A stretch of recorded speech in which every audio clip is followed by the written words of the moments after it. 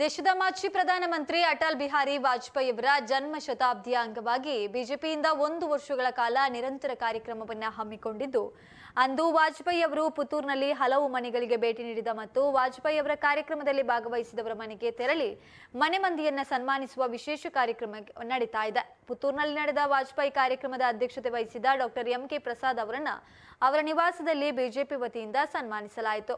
ಸನ್ಮಾನ ಸ್ವೀಕರಿಸಿದ doctor MK. Prasad ಅವರು ಮಾತನಾಡಿ, ವಾಜಪೇಯಿ ಅವರು ಪುತ್ತೂರಿನಲ್ಲಿ ಕಾರ್ಯಕ್ರಮಕ್ಕೆ ನಾನೇ ಅಧ್ಯಕ್ಷನಾಗಿದ್ದೆ. ಅವರಿಗೆ ನೀಡಿದ ನಿಧಿ ಸಮರ್ಪಣೆಯ ಹಣವನ್ನ ಪುನಃ ಪಕ್ಷದ ಖರ್ಚಿಗೆಂದು ಹಿಂದಿರುಗಿಸುತ್ತಿದ್ರು. ಅದು ಅವರ ದೊಡ್ಡ ಗುಣ. ಕಾರ್ಯಕ್ರಮ ಮುಗಿದ ಬಳಿಕ ಅವರೊಂದಿಗೆ ಸುಳ್ಯದ ತನಕ ಕಾರಿನಲ್ಲಿ ಹೋಗಿದ್ದೆ ಎಂದ ಅವರು ಹಿಂದಿನ ನೆನಪನ್ನ ಮರುಕಳಿಸಿದ್ರು. ಇವತ್ತು ರಾಜಕಾರಣದಲ್ಲಿ ಸ್ವಾರ್ಥ ತುಂಬಿದೆ, ಆದರೆ ಸ್ವಾರ್ಥವಿಲ್ಲದ ರಾಜಕಾರಣಕ್ಕೆ ವಾಜಪೇಯಿ ಅವರು ಮಾದರಿ. 23 ವರ್ಷಗಳಿದ್ರು ಒಂದು ಚೂರು ಜಗ್ಗದೆ ಉತ್ತಮ ರೀತಿಯಲ್ಲಿ 7 ವರ್ಷಗಳ ಕಾಲ ಆಡಳಿತವನ್ನ ನಡೆಸಿದ್ರು. ಅದನ್ನು ನಾವು ಸ್ಮರಿಸಬೇಕು. ಗುಜರಾತ್ ಗಲಾಟೆ ಆದ ಸಂದರ್ಭದಲ್ಲೂ ಅವರು ಮೋದಿಯವರಿಗೆ ರಾಜ್ಯ ಧರ್ಮ ಪಾಲನೆ ಮಾಡಲು ಹೇಳಿದ್ರು.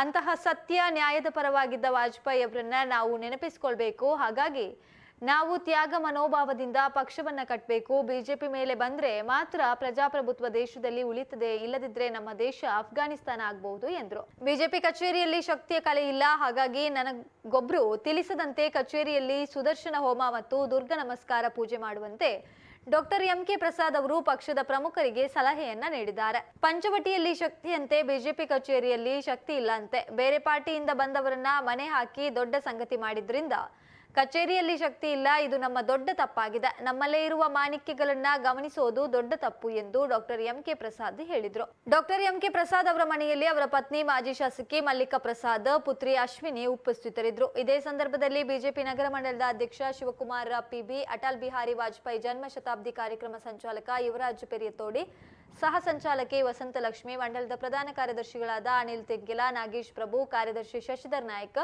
ಉಪಾಧ್ಯಕ್ಷ ನಾಗೇಂದ್ರ ಬಾಲಿಗ, ಗ್ರಾಮಾಂತರ ಮಂಡಲದ ಮಾಜಿ ಅಧ್ಯಕ್ಷ ಸಾಜಾ ರಾಧಾಕೃಷ್ಣ ಆಲ್ವಾ, ನಗರಸಭೆ ಸದಸ್ಯರಾದ ಜೀವಂದರ್ ಜೈನ್, ದೀಕ್ಷಾ ಪೈ, ಸಂತೋಷ್ ಬೋಲ್ವಾರು ಮತ್ತಿತರರು ಉಪಸ್ಥಿತರಿದ್ದರು. ಬಿಡಿಸಿ ನಾವು ಏನು ಮಾಡಬೇಕು ಅಂತ ಹೇಳಿ ಆಲೋಚನೆಯನ್ನು ಮಾಡ್ತೇವೆ. ಅಂಥ ಸಂದರ್ಭ ಹಾಗೂ ಹೀಗೂ ಮಾಡಿ ಕೊನೆಗೆ ಬಾಲಕೃಷ್ಣ ಮುಗರೋಡಿಯವರು ಸಿಕ್ಕಿದರು. ಪುನಃ DVRನ್ನು ಕರೆತಂದಿದ್ದೆಲ್ಲ ಮಾಡಿತ್ತು. ಮತ್ತು ವಾಜಪೇಯಿ ಅವರು ಬಂದದ್ದು ಯಾವಾಗ ಅಂತ ಹೇಳಿದರೆ ಲೋಕಸಭಾ ಇಲೆಕ್ಷನ್ ಟೈಮ್ನಲ್ಲಿ ಬಂದರು. ಆಗ ಧನಂಜಯ ಕುಮಾರರು ದಕ್ಷಿಣ ಕನ್ನಡಕ್ಕೆ ಮತ್ತು ನಮ್ಮ ರಕುಮಾಯ ಪೂಜಾರಿಯವರು ಉಡುಪಿಗೂ ಕ್ಯಾಂಡಿಡೇಟ್ ಆಗಿದ್ದರು. ಆಗ ನನಗೀಗಲೂ ನೆನಪುಂಟು, ಭಾರಿ ಬಿಸಿಲು, ಭಯಂಕರ ಬಿಸಿಲಾಗ ಶಾಮಿಯಾನೆಯನ್ನು ಹಾಕಲಿಲ್ಲ. ಆ ಬಿಸಿಲಿಗೆ ಎಲ್ಲ ಜನ ಕೂತಿದ್ರು. ಆಗ